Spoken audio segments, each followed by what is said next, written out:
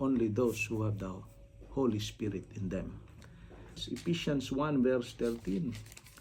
Sa pamamagitan ni Kristo, kayo rin na nakarinig ng salita ng katotohanan ng magandang balita na nagdudulot ng kaligtasan at sumampalataya sa Kanya ay pinagkalooban ng ipinangakong Espiritu Santo bilang tatak ng pagkahirang sa inyo.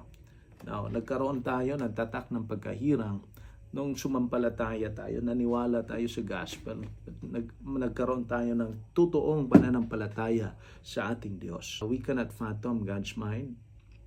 At totoo na si Kristo ay Panginoon, totoo na siya ay Diyos.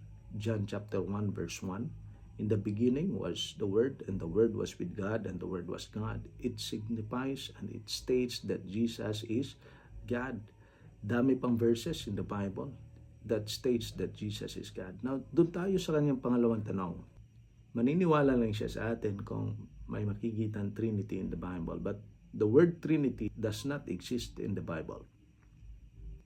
One God that exists in three persons. God created the heaven and the earth.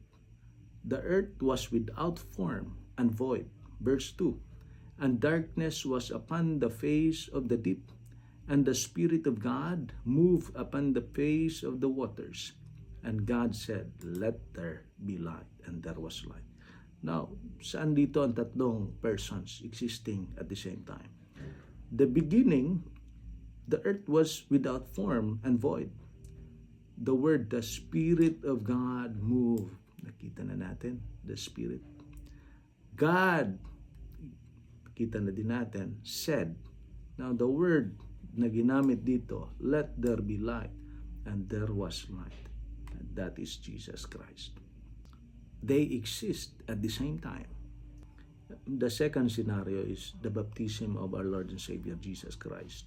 Jesus, in His physical form, there's what we call the Holy Spirit descending like a dove, and a voice from heaven.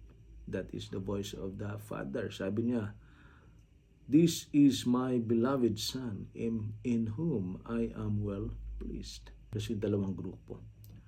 May isang grupo na merong Holy Spirit. Maintindihan nila bawat salita ng Word of God kasi the Holy Spirit will reveal to them the truth. And meron ding mga grupo o mga tao na walang Holy Spirit. Hindi talaga nila maiintindihan. Kahit kaano pa sila katalino, hindi nila maiintindihan. Kasi this word, it is spirit and it is life. And only